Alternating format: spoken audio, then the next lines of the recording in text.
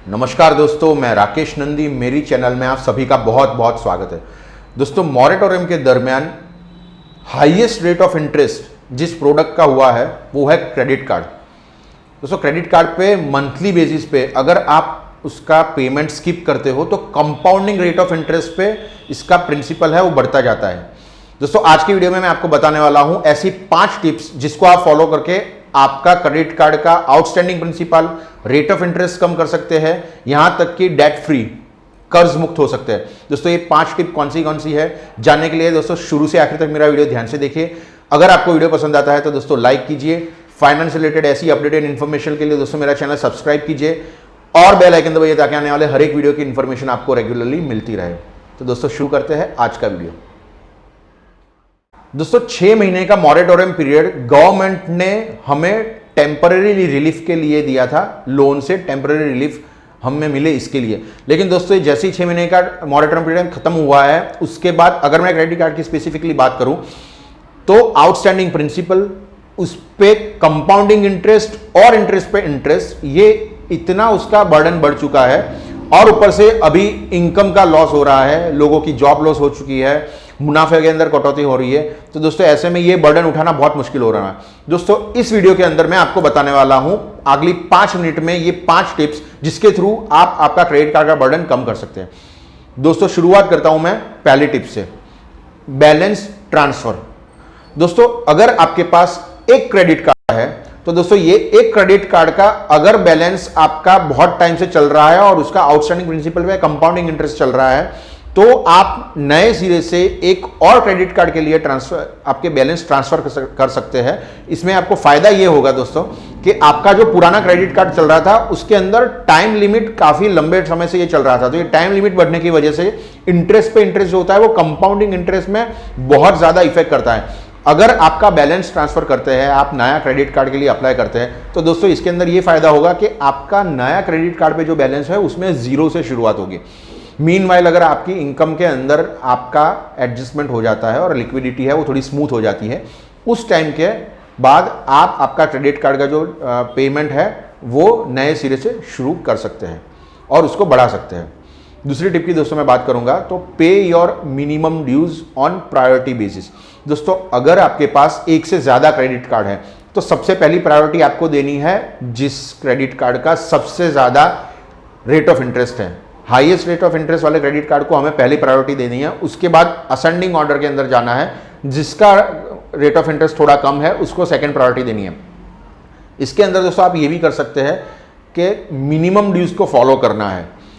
दोस्तों, आपका जब भी क्रेडिट कार्ड का बिल आता है तो टोटल अमाउंट आपकी जो आउटस्टैंडिंग होती है उसके अलावा आपको मिनिमम ड्यू पेमेंट का भी ऑप्शन देते हैं। अगर एग्जाम्पल के साथ दोस्तों मैं बात करूं तो मान लीजिए आपका 30,000 की अमाउंट का क्रेडिट कार्ड का बिल आता है, उसके अंदर जनरली ये मिनिमम ड्यू की अमाउंट होती है ये 10% के आसपास होती है। तो 2,890, 3,100 इसके आसपास की आपकी मिनिमम ड्यू की अमाउंट होगी। ये आपको पहले पेमेंट करने नहीं है। दोस्तों, इससे 2 फायदे होंगे। नंबर 1, आपका क्रेडिट कार्ड का जो सिबिल स्कोर है वो वहीं पे मेंटेन रहता है। दूसरी बात, आपको आने वाले समय के अंदर और 1 महीने का टाइम पीरियड मिल जाता है उसको फॉलो करने के लिए और दूसरे पैसों का अरेंजमेंट करने के लिए। लेकिन दोस्तों ये खास बात ध्यान रखिएगा कि जब भी आप मिनिमम ड्यू भरते हैं तब आपका आउटस्टैंडिंग प्रिंसिपल है वो खास कम नहीं होता है, क्योंकि वो सिर्फ इंटरेस्ट ही कटता है और आप सेम आउटस्टैंडिंग प्रिंसिपल के ऊपर आपका कंपाउंडिंग इंटरेस्ट है वो इफेक्ट करता है। तो दोस्तों ये एक थोड़ी ट्रिकी सिचुएशन है। जब आपके पास पैसों का अरेंजमेंट हो जाता है तो सबसे पहले जिसका हाईएस्ट रेट ऑफ इंटरेस्ट है उस क्रेडिट कार्ड को पहले पेमेंट कर दे, बाकी के क्रेडिट कार्ड को आप मिनिमम ड्यूज भी पेमेंट करके उसको फॉलो कर सकते हैं। Tip number 3, convert to EMI। दोस्तों, आपका क्रेडिट कार्ड है वो आपको जो भी बिल दे रहा है, ये बिल के अंदर आपको दोस्तों आपका क्रेडिट कार्ड है वो आप अमाउंट को EMI के अंदर कन्वर्ट कर सकते हो। अगर मैं EMI की दोस्तों बात करूं, मान लीजिए आपका 50,000 का क्रेडिट कार्ड का आउटस्टैंडिंग प्रिंसिपल है। जब आप इसको EMI के अंदर कन्वर्ट कर देते हैं तो दोस्तों ये EMI आपका मंथली इक्वेटेड इंस्टॉलमेंट्स के अंदर कन्वर्ट हो जाता है और आपका उस समय के लिए कार्ड है वो बंद हो जाता है। तो दोस्तों जब आपका कार्ड बंद हो जाता है, आप नेक्स्ट आपकी अमाउंट है वो उसको आप फायदा नहीं उठा सकते। लेकिन ये जो आपकी कन्वर्टेड ईएमआई है उसके थ्रू आप आपका पेमेंट कर सकते हैं 8 महीने, 6 महीने, 10 महीने के टाइम पीरियड के अंदर। इक्वली आपने जो मंथली इंस्टॉलमेंट में इसको डिवाइड किया है वो एक बार खत्म हो जाने के बाद उसकी क्रेडिट फैसिलिटी का इस्तेमाल कर सकते हैं। Tip number 3, convert to personal loan. दोस्तों पर्सनल लोन का रेट ऑफ इंटरेस्ट बहुत ज़्यादा होता है लेकिन क्रेडिट कार्ड से कम होता है। दोस्तों पर्सनल लोन के अंदर दूसरा आपको फायदा ये होगा कि आपको आपका टेन्योर है वो ज़्यादा समय के लिए मिल जाता है। क्रेडिट कार्ड के अंदर मान लीजिए आपका 50,000 का आउटस्टैंडिंग प्रिंसिपल चल रहा है तो ये आपको नेक्स्ट महीने आपका ड्यू पेमेंट है क्लियर करने के लिए आपको नोटिफिकेशन आती है या तो फिर आपको मिनिमम ड्यू भरना होता है। लेकिन जब आप इसको पर्सनल लोन के अंदर कन्वर्ट कर देते हैं तो आपकी फ्लेक्सिबिलिटी के अनुसार आप आपका टाइम ड्यूरेशन बढ़ा सकते हैं, 1 साल, 18 महीने, 24 महीने, इस हिसाब से आपका जो फ्लेक्सिबिलिटी उसके हिसाब से ईएमआई और टाइम ड्यूरेशन है वो आप बढ़ा सकते हैं। तो इसके अंदर आपको रिलीफ रहेगी और आपका जो क्रेडिट कार्ड का कंपाउंडिंग इंटरेस्ट है उससे आप बच सकते हैं।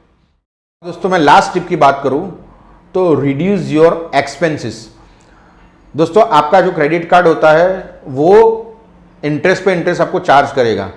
उस टाइम पे आपको पहली प्रायोरिटी आपका क्रेडिट कार्ड का पेमेंट है उसको क्लियर करने पे देनी है। उसके अलावा जो भी आपके खर्चे हैं उसके ऊपर आपको कंट्रोल लाना बहुत ज़रूरी है।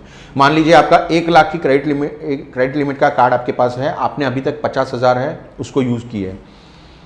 लॉकडाउन के बाद अभी बहुत सारी चीज़ें ऐसी होती है जिनकी आपको ज़रूरत पड़ती है। अगर बहुत खास ज़रूरत हो तो ही वो चीज़ के लिए आप क्रेडिट कार्ड का इस्तेमाल कीजिए। अदरवाइज़ पहली प्रायोरिटी डिसिप्लिन से आपके क्रेडिट कार्ड के ड्यूज़ को क्लियर करना ज़रूरी है।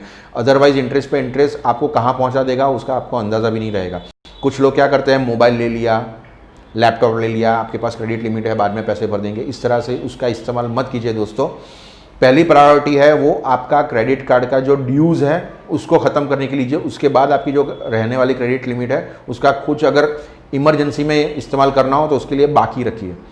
तो दोस्तों ये 5 टिप थी जिसके अनुसार अगर आपने फाइनेंशियल डिसिप्लिन के साथ अगर इसको फॉलो किया तो आप आपके बर्डन में से, आपके डेट का जो बर्डन है उसमें से आप मुक्त हो सकते हैं। आशा करता हूं दोस्तों आपको मेरी ये 5 टिप्स है पसंद आई होगी। अगर दोस्तों आपको मेरा वीडियो पसंद आए तो लाइक कीजिए। फाइनेंस रिलेटेड ऐसी अपडेटेड इन्फॉर्मेशन के लिए दोस्तों मेरा चैनल सब्सक्राइब कीजिए और बेल आइकन दबाइए ताकि आने वाले हर एक वीडियो की इन्फॉर्मेशन आपको रेगुलरली मिलती रहे। तब तक के लिए धन्यवाद।